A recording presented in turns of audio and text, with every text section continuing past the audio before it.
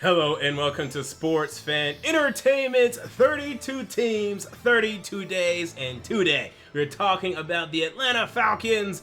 And man, this is a team I love for this upcoming 2018 NFL season as a Super Bowl contender. We're going to talk about them today, talk about their strengths, talk about their weaknesses, give you my statistical projections for this football team, give you my bold predictions for this football team, and then end this video with my official win-loss prediction for the Atlanta Falcons. So let's start by talking about their strengths. Let's start at the quarterback position. Let's start with Matt Ryan. Now, Jalen Ramsey can call this man a Raider all he wants. That is fine. I'm not doing that today. Matt Ryan is a top 5 quarterback in the NFL, people. He is just under the echelon of Tom Brady and Aaron Rodgers, but he can occasionally play up to that level, and he definitely did during his 2016 NFL MVP season campaign that came oh so close to the Super Bowl. Oh, I'm sorry to remind you, Falcons fans, it hurt me too because I have the Falcons winning that game.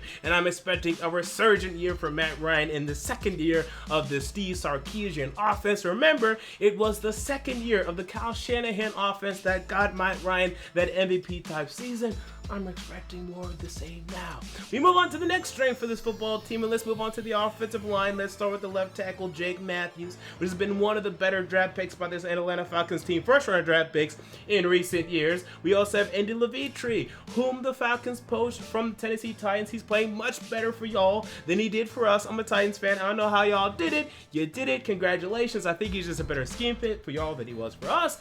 Thank God for y'all. Center position, how about our boy Alex Mack, formerly of the Cleveland Browns? Why'd they let him go? We'll never know. That's just their own fault. One of the best centers in the league, if not the best. In fact, for my money, he's the best. I love Alex Mack and his play. Wes Schweitzer at right guard. Now, this is the one weakness in the offensive line, but it's okay because at right tackle, we have Ryan Trader, one of the best right tackles in the league. They protect Matt Ryan. They open up holes for Devontae Freeman. They open up holes for Tevin Coleman. They allow Julio Jones to go down the field and catch the extreme balls that he does. This offensive line helps this team go, and it's one of the reasons why this offense is so potent, so dangerous. You gotta love the offensive line in Atlanta. But I also love the wide receivers in Atlanta. Man, we love the offense in Atlanta. All right, let's start with Julio Jones, who is the second best wide receiver in the NFL. And look, man, he is second to me. I'm sorry, Falcons fans. I know you guys believe he's better than Antonio Brown, but regardless, he's an absolute beast. One of the most physically dominant wide receivers we've ever seen. In fact, I'll say he's number 2, right behind Calvin Johnson. Damn, a lot of number 2 for Julio Jones. Why? Well, but number 2, right behind Calvin Johnson, in terms of the most physically dominating wide receivers we've ever seen. He's fantastic. And how about your first round pick, Calvin Ridley? Look, man, again, the Falcons take away something I wanted on my Tennessee Titans. I wanted Calvin Ridley. And you're already seeing in the preseason his playmaking ability. You saw it on the kickoff return in preseason game number 2. You saw it throughout his play, his wide receiver play in preseason game number 2. This guy's going to be a weapon for Matt Ryan and his offense. I can't wait to see more. And we also have Mohamed Sanu, who forms this trio, who ends this trio, and he's been a consistent weapon for Matt Ryan the past couple years, so we like him in that position. We also have Justin Hardy as well, who I love as a number 4 option. Justin Hardy is your number 4 option? Wow. I love the wide receivers in Atlanta. And we move on to the weaknesses for the Atlanta Falcons. And for me, there's 2, and they're not that weak, okay? Don't get me wrong. These positions are not weak relative to the league. They are, however, your worst positions, I'd say, for your team, okay? So every team has weaknesses for at least their team. Even though these positions are not bad, I'll take your weaknesses over other teams' weaknesses for sure, but trust me, we just gotta do it. All right, let's start with your tight end, Austin Hooper. He's fine. Okay, again, he's fine. Is he one of the worst positions on this team? I'd say so. I think the defensive line's better than the tight ends. I think the linebackers are better than the tight ends. That's what I personally believe. So Austin Hooper, let's see some improvement. Let's see some more consistency, some better route running. You've heard Dan Quinn talk about this. They want to see more consistency from Austin Hooper. Right now, he is a weakness for this football team. And then what next week is for me, I just had to pick something because you guys aren't very weak. I went with the safeties. I mean, I'd like to see Keanu Neal ascend to being a Pro Bowl at this point. And Ricardo Allen, I feel like he hasn't really improved in the past couple years. I'm reaching. Okay, there's just not many weaknesses on this football team right now. So let's just move on to my statistical projections for the Atlanta Falcons.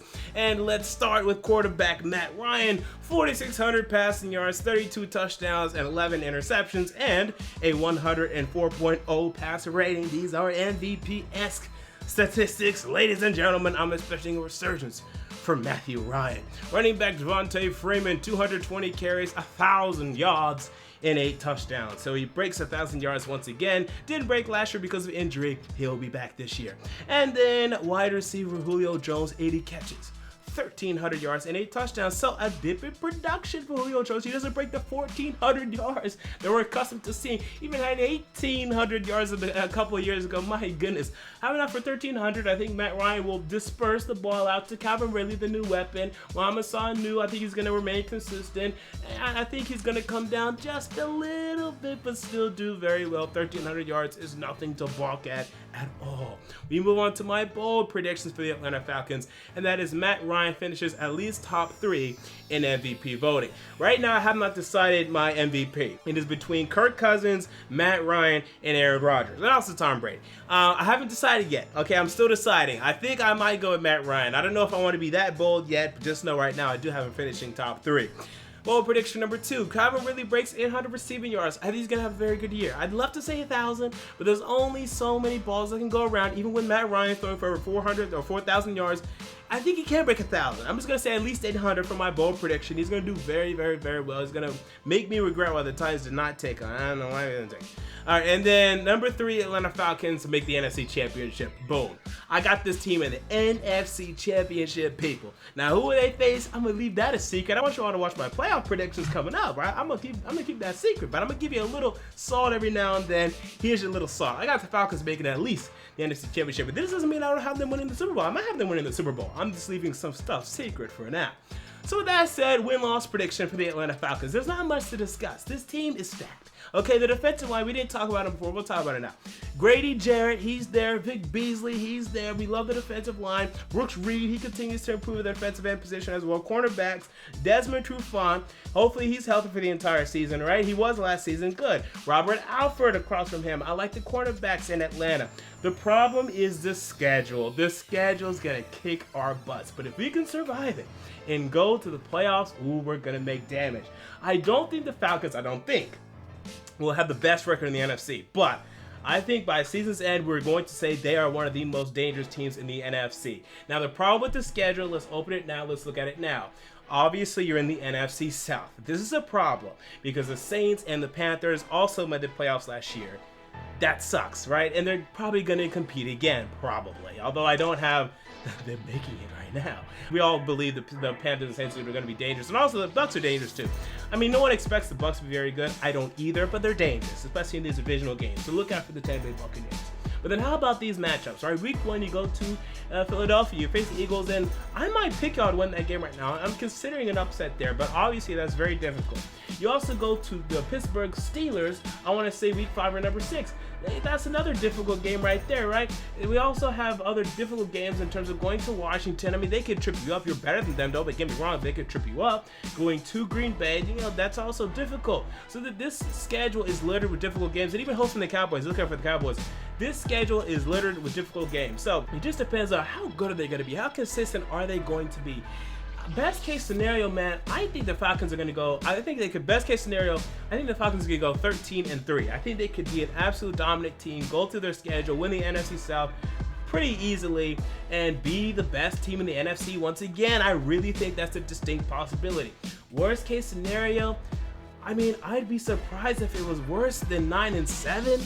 I don't think the only reason I'm even saying 9-7 is just because maybe the schedule just gives them way too many problems, but it should be at least 10-6. I'll say 9-7 to be safe, but my prediction is 11-5. But a hell of an 11-5. This will be an 11-5 team that you say, dude, they can easily win the Super Bowl. The only reason they lost those 5 games, they maybe lost 3 divisional games just because they were tough. They lost to the Eagles and they lost to the Steelers, right? That's all that happened. Make no doubt about it. They are a Super Bowl contender dog. And right now, as I sit here, I'm telling you, I might have them in the Super Bowl.